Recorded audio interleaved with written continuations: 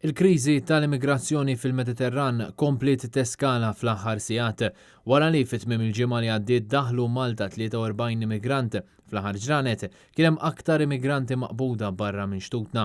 Filwaqt li smajna kif 55 immigrant li kienu bejn sema u ilma intilef il-kuntatt kollu magħhom, l-organizzazzjoni Alarm Phone fuq Twitter akkużat lill-Gvern Malti li naqas milli jagħmel dak kollu possibbli biex isalva ħajjet in-nies.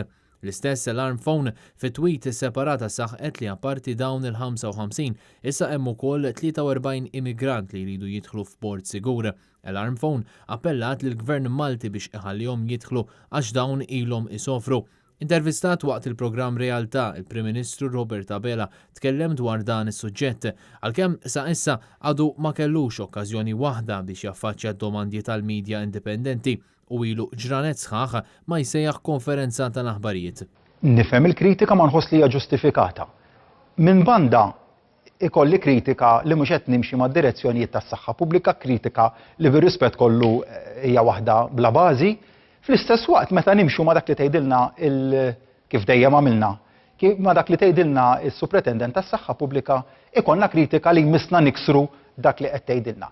Dan fil-waqt li għal darb'oħra prova jirbaħ punti politiċi billi attakka direttament lil Net News waqt li kien qiegħed fuq ix-xandir nazzjonali.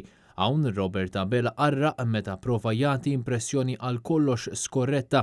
Il-verità hi li dakinhar il-Gvern ħeba il-wasla tal-immigranti fl-isla u kien propju Net News li kixef dak li kien għaddej.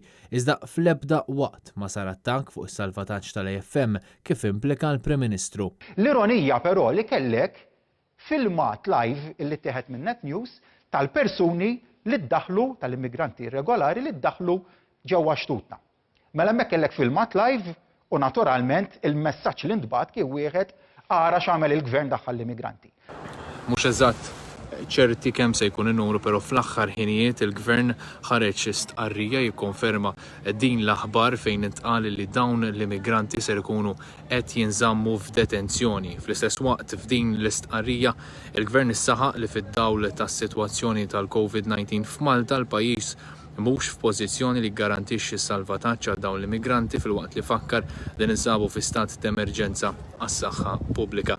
Anke l-Ministru tal-Affarijiet Barranin Evanis Bartolo qed jevita għal kollox lill-medja u għażel li jindirizza lin-nazzjon permezz ta' Facebook biex jipprova jtaffi xi ftit mill-pressjoni li hemm fuq il-Gvern.